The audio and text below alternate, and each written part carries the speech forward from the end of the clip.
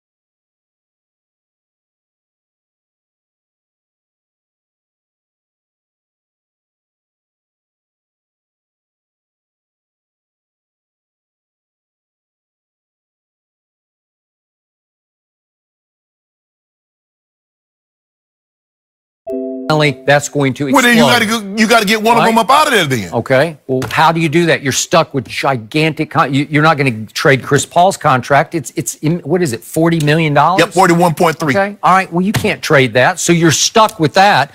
But you need to bring in a new leader, a new peacemaker, a new referee for those two.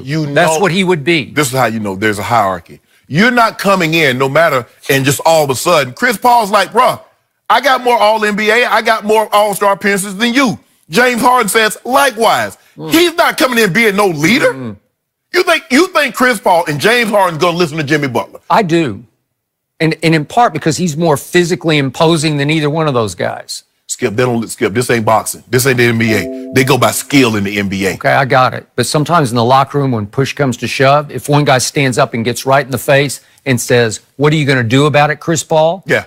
Well, maybe Chris Paul will sit back down because Jimmy Butler will say, "What are you going to do about it?" Skip. And he is 6 feet 8 inches tall. He is. And he takes nothing off nobody, especially Chris Paul. But I'm asking on the court, how does this mesh? You got 3 ball-dominant players. One is the most... I don't know if Jimmy Butler's ball dominant. Skip, he needs the ball. Not really. He's a catch-and-shoot three-point No, shooter. he's not no catch-and-shoot. He is, too. He shot 39% last year from 3 on catch-and-shoot. But that'll work. Skip, when I think catch-and-shoot, I'm thinking Klay Thompson, I'm thinking Kyle Korver. I'm thinking Jimmy Butler is an all-star because he can get buckets. He's 34%, I think, career from the three-point line, which isn't bad. It's not great. It's not Klay Thompson, Steph Curry, but it's not bad.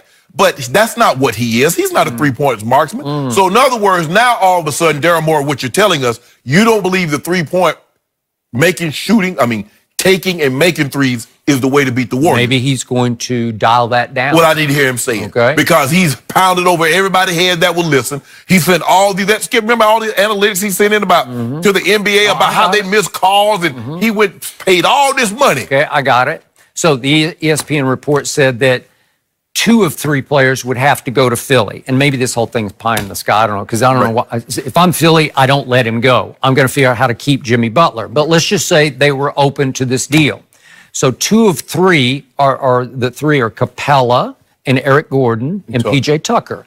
So if I'm bringing Jimmy Butler over, I don't want to lose Capella because I know you're not the biggest Capella fan, but it's hard to replace that. You can't just snap your fingers and replace. Replace what? Did you see him against Golden State? Okay. Well, I saw him during the regular season when he was really good. But you told me the regular season don't mean anything. I saw James Harden in the regular season. Well, but you got to have some semblance of a basketball team that you put together. So if you told me that they would take Eric Gordon and PJ, I'd say, done. I'll take Jimmy Butler. I need Capella just to do the dirty work. Skip, how do you do? I need him to be the alley to the oop, you know? Skip, but how do you fit Jimmy Butler? Okay, if they do a sign and trade deal, that's 5 years at 190. That's 32.7 a year.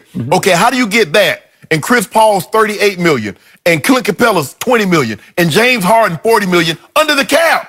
Well, I don't know. That's 4 players. I'm not a capologist, but apparently the ESPN report said it's doable if 2 of those 3 go back to Philly. 2 of those 3. You need a third team to take Capella. Okay. All right, so fine. No, not to take Capella. They're going to have to take somebody around the horn a little bit.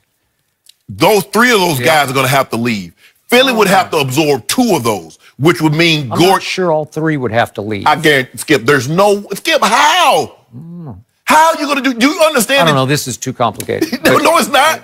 Yeah, it is. That means Capella it is going to be 3 teams involved. Capella is going somewhere other than Philly, and he's not going to be on the Rockets. PJ Tucker and Eric Gordon is going to Philly.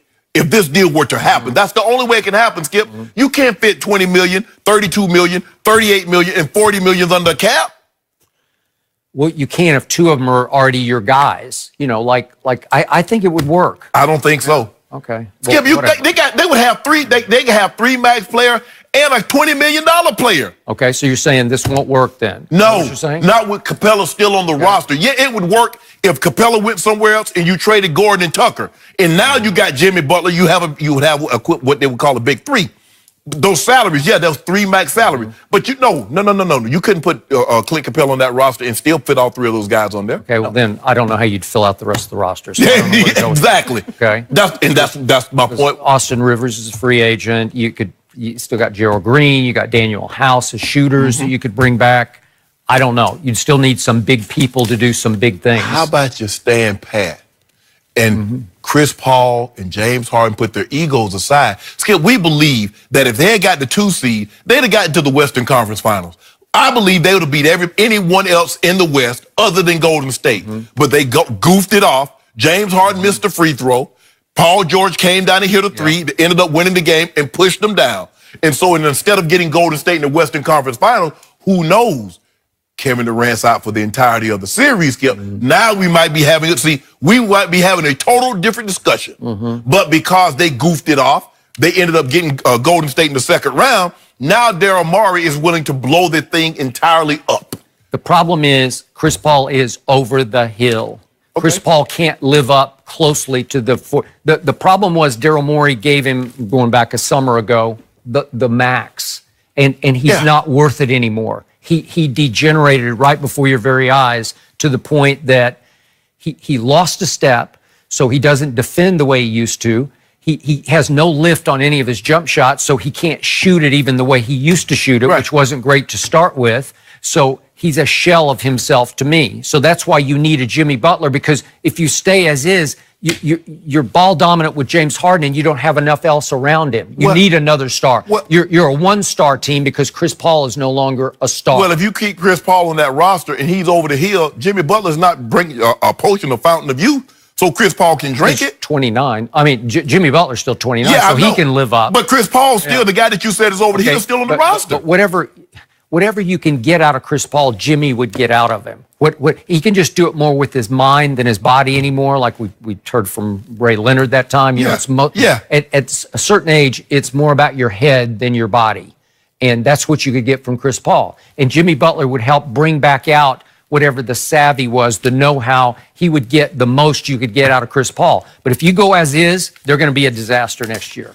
They will. Mark my words. This will crumble right before your very eyes. I'm not so sure even bringing Jimmy Butler into the fold, it changes anything.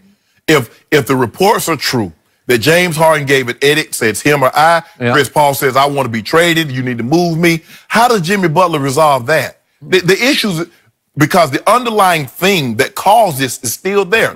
Chris Paul believes James Harden is too ball dominant, and he's not. Who's the leader of the Houston Rockets right now as is? Who's the leader? James Harden. No, he's not. Who is? He never wanted to be. I'm just saying, but he leads himself. That's all.